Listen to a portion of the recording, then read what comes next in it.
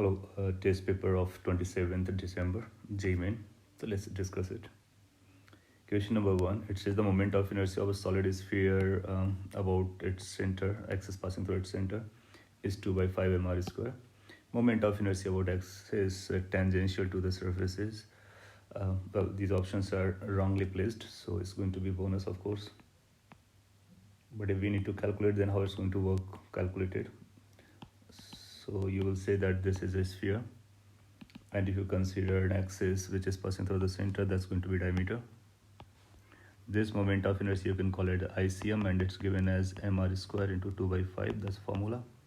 What it is asking about the axis which is tangential to it. So this is going to be the distance d between the two parallel lines, which is equal to r. And we can use the parallel axis theorem. I is equal to ICM plus md square. So that's 2 by 5 mr square, and this is going to be mr square, so it will turn out to be 7 by 5 mr square. So that will be the final answer, since options are not wrongly placed, so you will find it's a bonus. If you calculated this, that means you are able to solve this question. Question number 2, it says a solid cylinder of mass m, radius r, rolls down an inclined plane of height h. The angular velocity of the cylinder when it reaches the bottom of the plane is. So what the concept you need to recall is this, that when a rolling body comes down on an inclined plane, then what happens? So we can go for the energy conservation, mechanical energy conservation, even though there is a friction acting, but this friction is static, it's not doing any work. So if you are releasing from here, which is height h above, and it's going to be moving with velocity v and having angular velocity omega. So mechanical energy conservation equation that we usually write it going to be like mgh must be equal to total kinetic energy, that means translational plus rotational. Solid cylinder is like a disc, and that total rolling energy comes out to be 3 by 4 mv square. So you'll find this v is going to be under root 4gh by 3. Now we know v is equal to r omega, so we can apply rolling conditions. So omega can be calculated from here. So omega turn out to be 2 times under root gh by 3 and divided by r. If you look carefully, you will find option C is going to be matching perfectly, and C is given the answer, so it's correct. Question number 3, it says there's a boy holding dumbbells, and it is on a turntable. So let me make the picture. This is a boy and having these kind of dumbbells in both the hands, and this is rotating about this axis with angular velocity omega, maybe like this, omega 1. Initially this distance is r1, this is of m mass, let's say this is of m mass. Then after what this boy does, it folds the hand. So later on you'll find this boy is like this axis, this is the axis of rotation, and it has folded his hand like this. Now this distance is now r2. Still this has a mass m, this has a mass m, and it will be starting rotating by some angular velocity omega 2. Now you can think about the axis of rotation. There's going to be no net torque acting, because this mg torque getting cancelled out each other about this axis, or want to give any torque about this axis, that you also can say. So point is, we can go for this angular momentum conservation, which says initial angular momentum must be equal to final angular momentum. Angular momentum for purely rotation case is I omega, and then you'll find total I initially, let's call I1, this is going to be omega 1 is equal to I2 omega 2.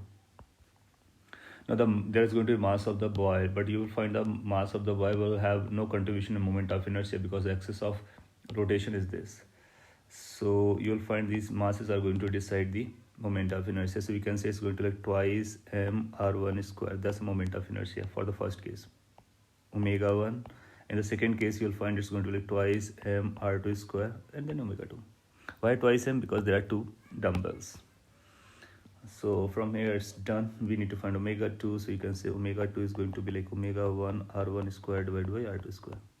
We can check any option like this, and you'll find this option matches correctly B. So B is the correct response. Question number 4 says that a cord is wound on a circumference of bicycle wheel with a tire of diameter is given. A 2 kg block is being hanged and it is released from the wrist. It falls down 2 meters in 4 seconds, and we need to find angular acceleration produced. So if you draw the picture, it's going to like this: is a wheel which is hinged at here, and there is a rope which is bound over here, and there's a block or particle or mass. This is going to be moving downward with acceleration a. So let's say that acceleration is a. And if you draw the free body diagram, then you'll find there's going to be mg. Of course, there's going to be tension acting. Now this tension is going to provide the torque on this. So that's going to be rotate and giving the angular acceleration. Now we can clearly say if this radius is r, then the constant relation, that means the point on the string will be moving downward with acceleration r alpha, which is also going to be equal to a. So point is a is going to be equal to r alpha. So we need to find alpha. Alpha is going to be a by r. Now if we get the acceleration of the block, it will be done then. Now let's say a is the acceleration. This falls 2 meters in 4 seconds. This is going to be constant acceleration, right? So we can write s is equal to ut plus half at square for constant acceleration. How much the distance it falls to? Initial velocity is 0, half is unknown. How long it takes? 4 seconds. This turn out to be, you'll find this is going to be a is equal to 16 by 2, that is 8, 2 by 8, that is 1 by 4. So that is 1 by 4 meter per second square.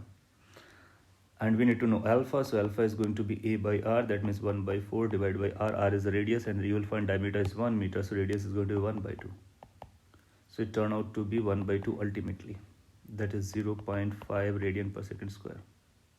And we can check any option. A option matches correctly, which is given, so it's correct.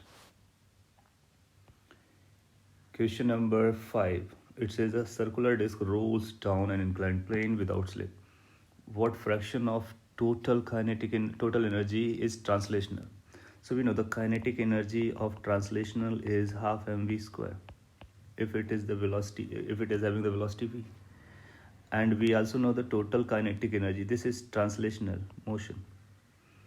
And if we are looking for the total, then you know it depends on the moment of inertia, right? If it is a disk and it is rolling, then it is we have listed it as 3 by 4 mv square. Now we need to find this ratio. What fraction of its total energy is the translational? That means we need to find this ratio. Even once you are trying to find this ratio, then you'll find mv square getting cancelled out, and it's going to be 4 by 6. That means 2 by 3. And you'll find any option as a 2 by 3, yes. So you can mark as a D option. Question number 6. Again, it's saying a circular disc is rolling down inclined plane. It's very similar to the fifth language. It says if the angle of inclination is 30 degree, the acceleration of the disc down the inclined plane is, we know, acceleration of the rolling body we have calculated. It's like A is equal to G sine theta divided by 1 plus I upon mr square. That is the acceleration of any body which is coming down, right? And if it is the disk, we can use the moment of inertia disk, which is mr square by 2. So it turned out to be 2 by 3 G sine theta for disk. Now theta is 30 degree. So we can say it's like G sine 30. Sine 30 degree is a half, so this cancels out. So it turned out to be G by 3 meter per second square. So this is going to be the acceleration of the disk if it is rolling down an inclined plane. So this formula is very important, and we can directly go to the answer, right? So G by 3 should be any option. G by 3 is a C option, and C is the given as answer, so that's correct. Question number 7. It says a block of mass m is released from the top of inclined plane. Its velocity on reaching the bottom of the plane is v. A circular disc of the same mass m rolls down the inclined plane from the same location, right? Its velocity reaching the bottom is v dash, so we need to find. So this basically equation tries to compare the two cases. One case when the block slide down, on the inclined plane, and the another case when the disk rolls down. And there is a difference, you know that. If the block is sliding down and it is reaching the bottom here, and then there is a disk which is rolling down. So when this reaches here, its velocity is v. When the disk reaches over here, its velocity is v dash. It's rolling as well, right? So we need to compare these velocities. Here, for this disk to roll down, we require the friction on the surface. However, in the first case, if surface is rough, then friction coefficient needed. So probably this thing is missing. This has to be given that this surface is smooth. So that point has to be mentioned, that block slides on a smooth surface. Then only we can answer without mu. Otherwise mu will be required. So this is a point that should have been in the question. Anyway, considering this point, if it is given to us, so you'll find this acceleration, let's say this is a acceleration, so that becomes g sine theta. And in case of rolling, we know this acceleration, let's say a prime, that becomes, for a disk, 2/3 g sine theta. We just had in the previous question as well. So they have to travel the same length or distance, you can call, released from the same state, that means rest.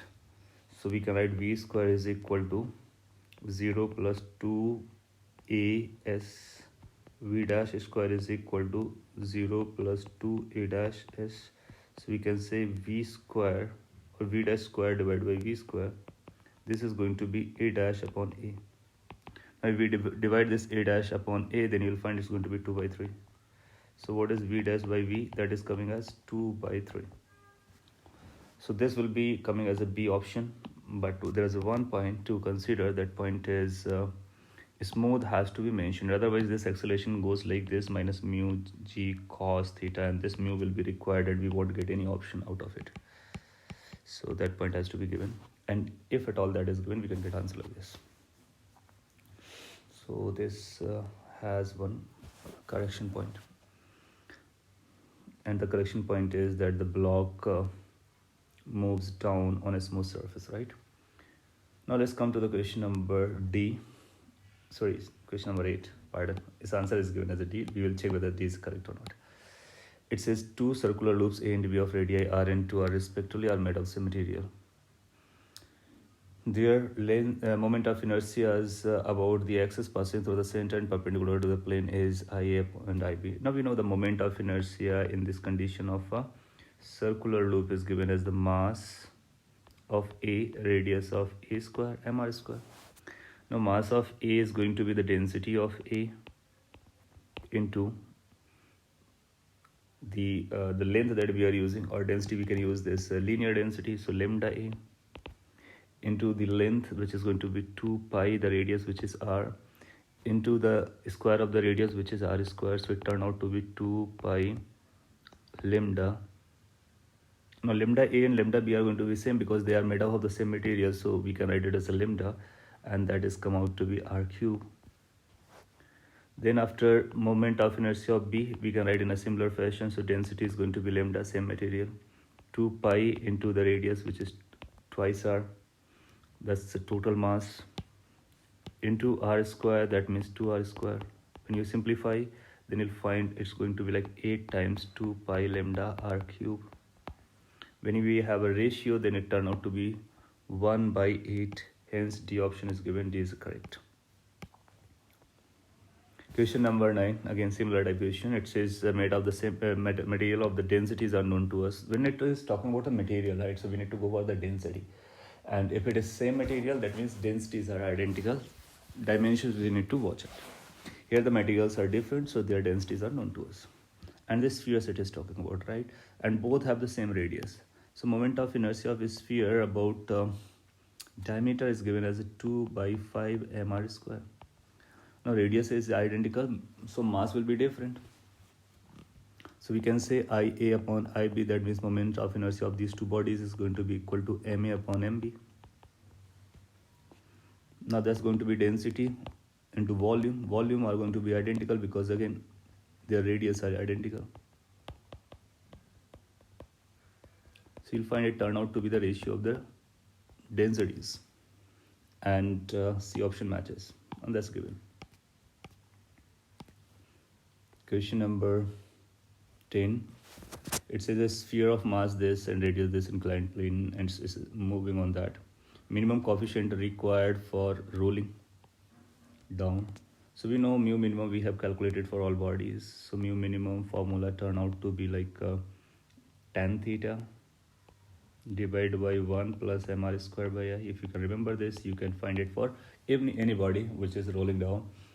And for a sphere, you know this I is equal to, this is ICM, about the center of mass, of course. So that's going to be 2 by 5 mr square. So if you place as 2 by 5 mr square and simplify, you will get your answer. That's mr square divided by 2 by 5 mr square. Mr square getting cancelled out, so that becomes 5 by 2. Then you will find 7 by 2. Then it turn out to be 2 by 7 tan theta. And you'll find D option matches, which is given, so it's correct. Question number 11. It says a thin uniform metallic triangular sheet is given. AB and BC are identical, so it's this, and this is a right angle. Is it? A uniform metallic triangular sheet is given, and this is appearing as a 90 degree, and these two are identical. So it's like isosceles triangle. We can directly find out by doing this perpendicular stuff, or what we can do, we can make it a complete rectangle. This is square. If you construct it as a square, let me do it a bit proper. So it's going to be looking like this. There's going to be like this line, and there's going to be like a line going like this, some sort of this, and then you'll find this is going to be a square of length L. If it has a mass m, so this is also going to be mass m. We know about any axis which is on the plane of the square and passing through the center, its moment of inertia combined together is going to be mass, which is twice m, into L square by 12. So that's moment of inertia including of 1 and 2.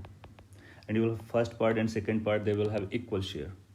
So if I'm interested to calculate I1, then we'll say this is going to be I1 plus I2 by 2. So that will turn out to be ml square by 12. And we can say this A option is the correct answer.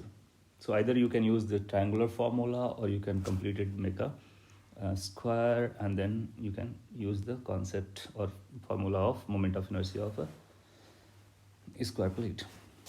There's a rectangular plate given over here, and saying moment of inertia of this lamina will be minimum about what?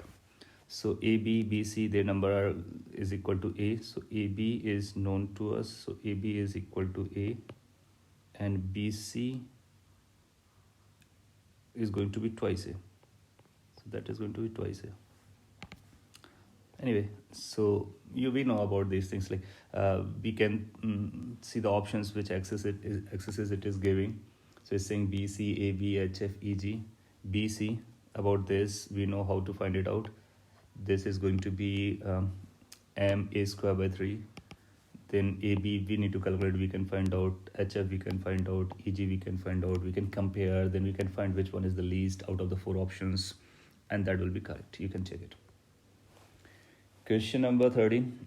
It says a sphere is being released from here. The smallest sphere of mass given. This is rolling without slave, and this height is given as a 6r. R is going to be the radius of the sphere.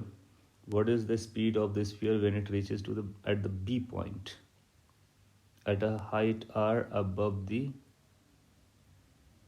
ground? Okay, so small r is not the radius of sphere, rather it is the radius of track. So this is r, this is 6r, this is small sphere.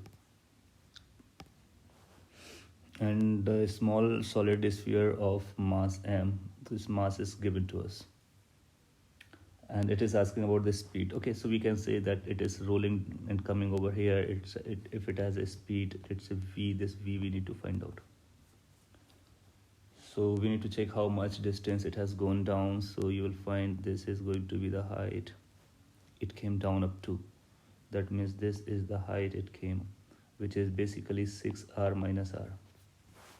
So we are basically using mechanical energy conservation, because in rolling case friction doesn't do any work, right?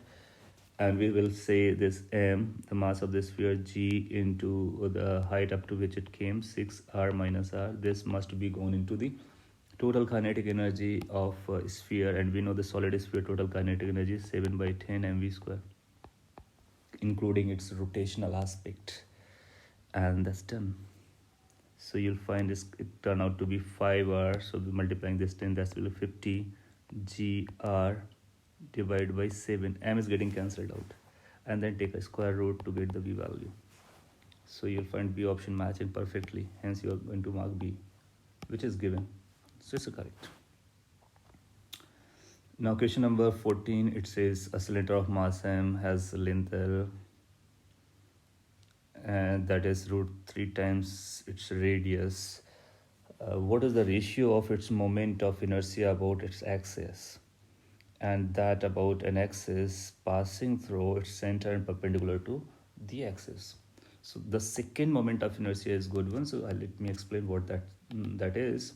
First, you can easily identify which one it is talking about.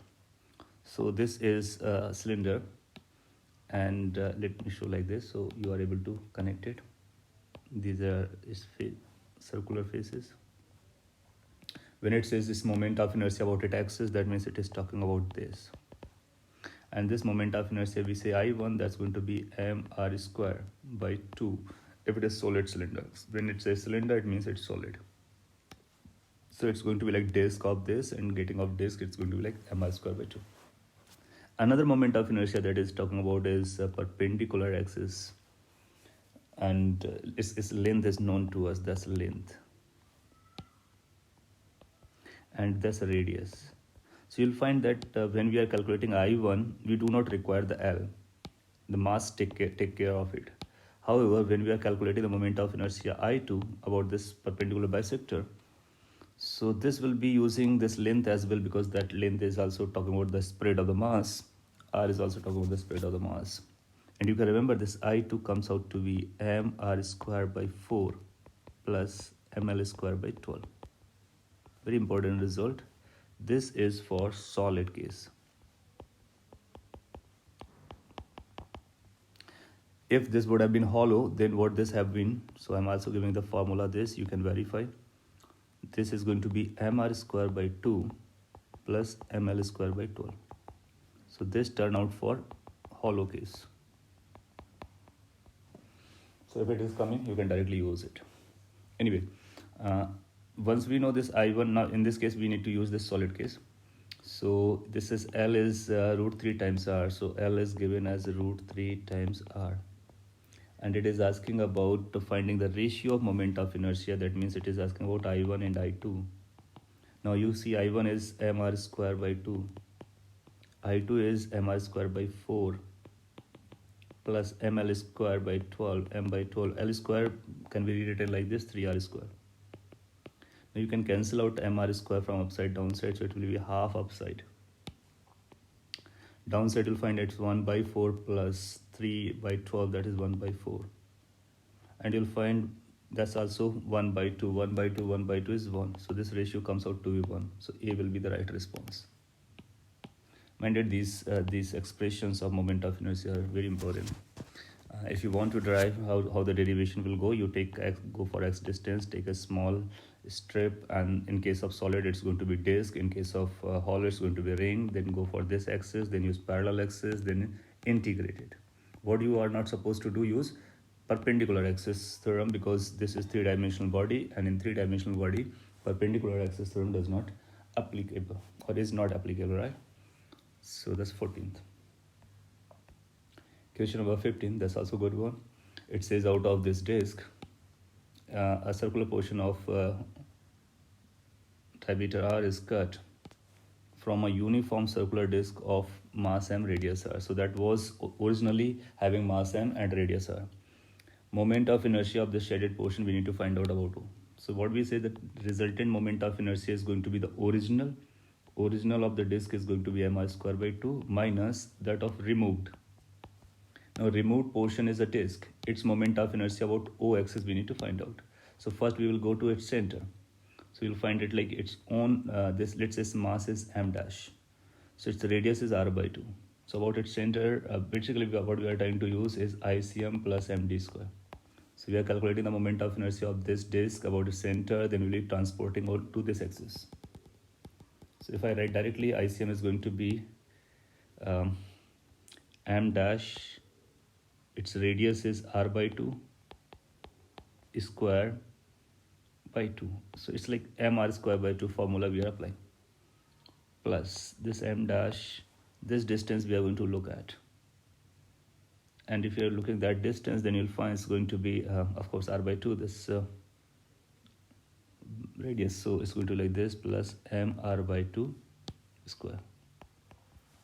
We can simplify this. So this is 1 by 2, this is 1, so that's 3 by 2. And then 4 is also going to come. So it's going to like mr square by 2 minus 3 by 2, and this 4, so that's make it 3 by 8 m dash r square. Now we need to find how much this m prime is going to be. You say m prime divided by m, this is the ratio of their areas because densities are identical. So you'll find it's going to like pi r by 2 square divided by pi r square. I'm writing directly, sigma getting cancelled out. So it's going to be 1 by 4. That means m prime is nothing but m by 4. So we can substitute over here. So it's going to like mr square, you can take outside. Here is half, here is 3 by 8. And this m prime has been replaced by m by 4, so that's 1 by 4 as well. Ultimately, you will find it's like mr square by 2 outside, and that's 1 minus 3 divided by 16. Now, ultimately, it will be like 16 minus 3 divided by 32 mr square. That turn out to be 13 divided by 32 mr square. And we will check if there is any option like this. You will find yes, we are getting C option, which is given. It's matching. Question number 16th. It says 4 forces are acting on this body. Net torque we need to find out, right? So about the center, of course. So you'll find this 4 Newton is going to be give torque in this sense. 8 Newton is going to give torque in this sense. 9 Newton is going to give torque in this sense. 6 Newton is passing through this point, so we'll give 0 torque. So this and this is being added up, whereas this is going to be opposite direction. So let's consider outward as a plus k cap, so that's going to be positive, plus k cap, this is negative, this is negative. You can have it on your sign conventions, right? Now this is 90 degrees, so perpendicular distance is going to be radius itself, so we will write torque is equal to 4 Newton into the distance, radius. Let's say radius is r. We will substitute r later on. Minus this 9 Newton is again along the r. Now this 8 Newton has to be made component. One in this direction, another in this direction. This component will provide no torque. This component is going to provide, it's 8. So that will be 8 sine 30. So minus 8 sine 30, which is half into r. This is going to be net torque. Net torque in what sense?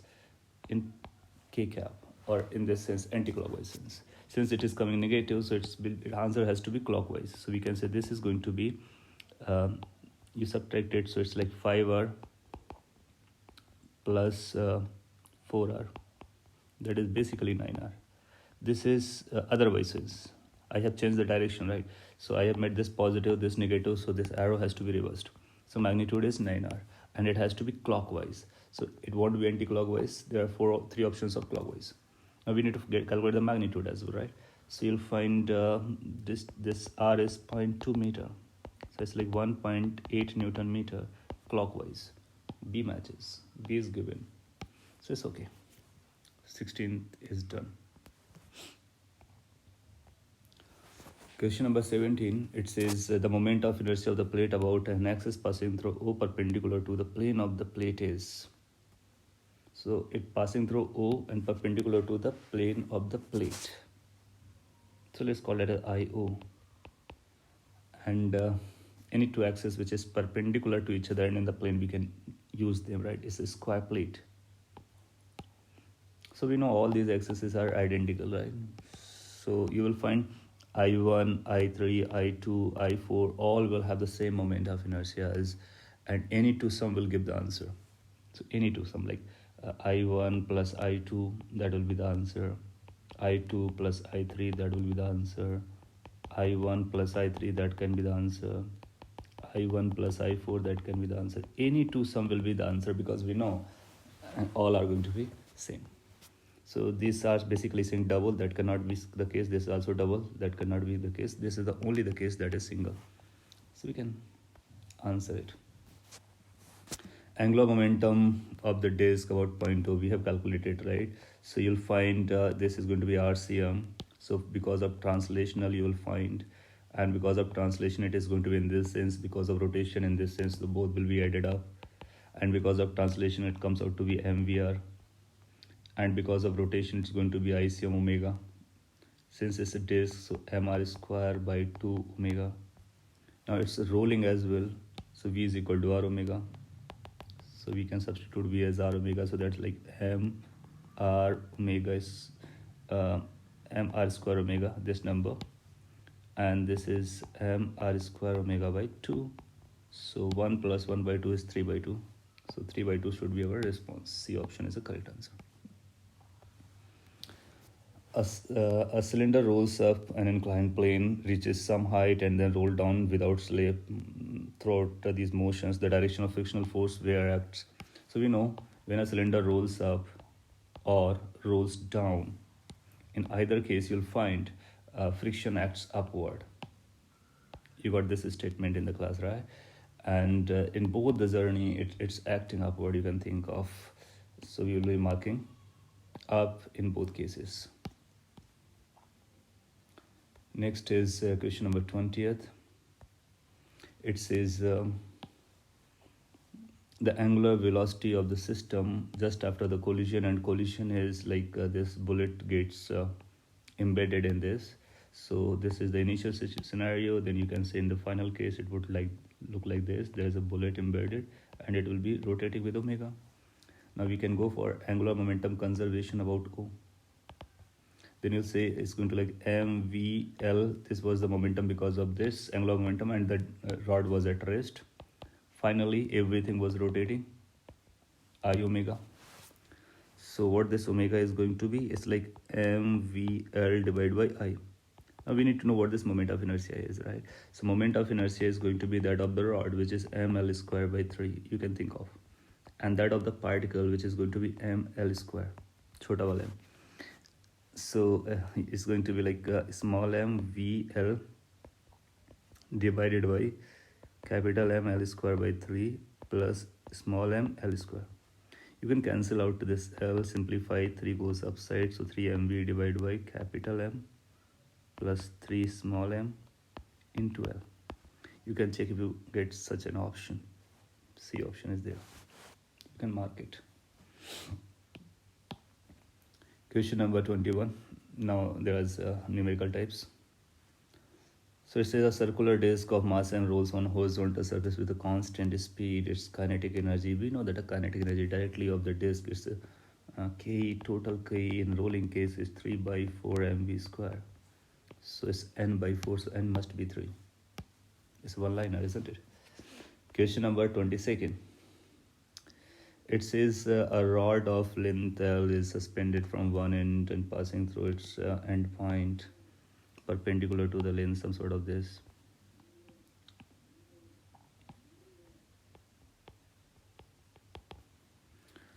And minimum speed must be imparted lower end. So what the speed should be given to this end V0, so that it gets complete revolution, full revolution. That means it reaches to the topmost point. Now since it's a rod, if this rod comes here and comes to rest almost, so that will be the minimum velocity required, right? If it is slightly more, it will be coming down. So what we can say at this point, we can say omega or V must be equal to 0. But here there has to be omega. Let's say that's omega naught. So we can say a mechanical energy conservation, and you'll find initially it will have half I omega naught square as a rotational kinetic energy, and there finally rotational kinetic energy will be zero. However, the center of mass has risen up, which was at this level, and now it is at this level, so that's L by 2, this L by 2, so overall it becomes L. So that becomes mgl. That's over. Now we can put the value of moment of inertia, so that's a half m is going to be ml square by 3 omega naught square is equal to mgl. Now ml is getting cancelled out, you will find L omega naught, or you can write it like L square omega naught square together, that's going to be 6gl, and that means L omega naught is equal to under root 6gl. Now what is this L omega naught? Now this V naught is going to be basically L into omega naught, because this length is L. So that's what the V we are looking for. So it has to be square root of 6gl. So N must be 6. Now you know the concept of this vertical circle from circular motion itself. Here this is a rigid body which is moving in the circle, so we can use concept accordingly. Question number 23, that's also a good one. It says the height of solid cylinder is 4 times of its radii.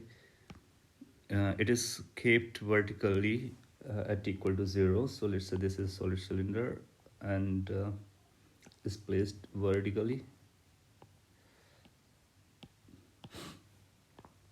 So that's a circular segment, that's also circular segment, and it is placed on this conveyor belt or whatever platform it is moving.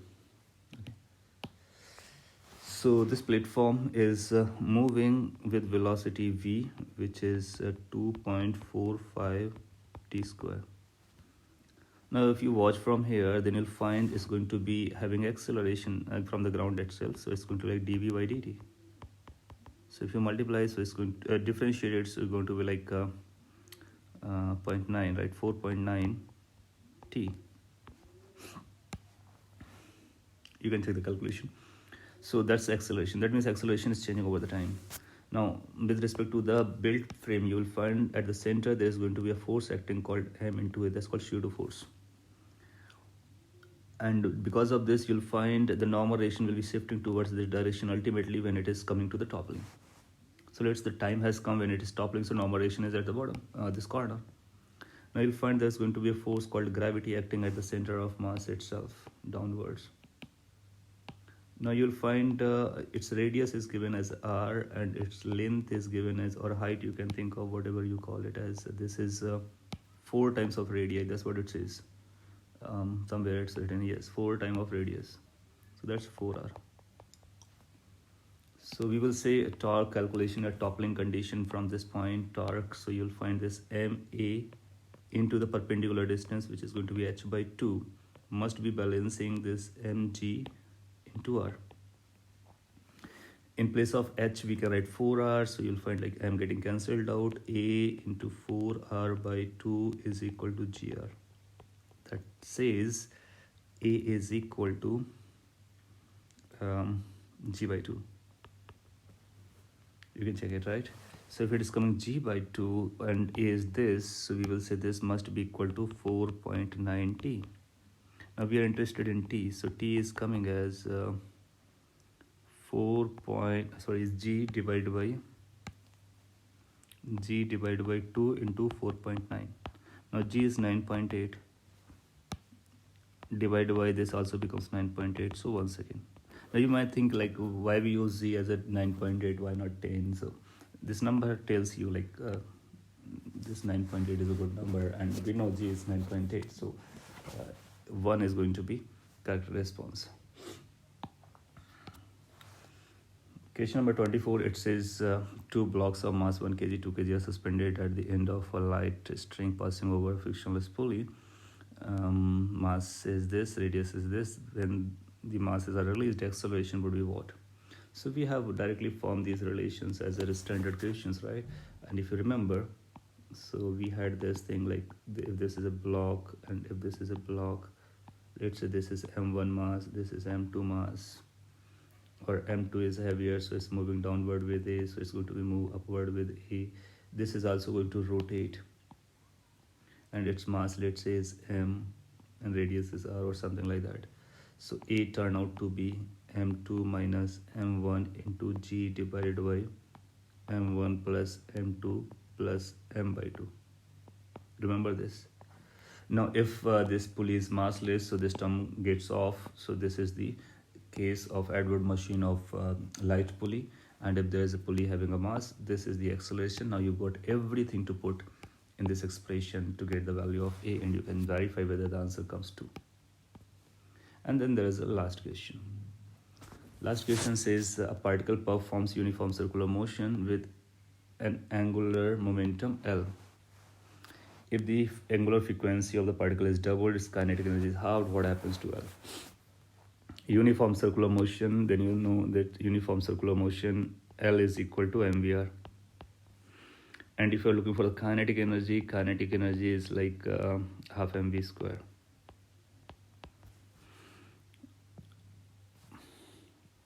And we need to write it in terms of omega, so we can say v is equal to r omega, so we can say it's going to be mr square omega square. Angular momentum, we can also write it as like I omega, that means v can replace r omega, so that becomes mr square omega. Now we can relate these two. So you'll find we want omega to be surviving because it's changing omega, is changing kinetic energy, so you can just divide. When you divide, you'll find m getting cancelled out, it's going to be 2 upside, r square getting cancelled out, divided by omega. So L is turned out to be 2 times kinetic energy divided by omega. Now I have written in this format because something is being changed, accordingly we will answer. Now frequency is being doubled, kinetic energy is being halved, so this factor becomes 1/4. So we can say L dash is going to be L by 4. So it says L by n must be equal to 4. You can answer in that manner. So this is how question number 25 get answered. Well, so we have discussed all of them, and what finally corrections came out to be. First got bonus because of these options were not matching, and there is one more question that is not clearly giving the smooth case, so this should also be given as a bonus, and rest is fine. Okay, thank you.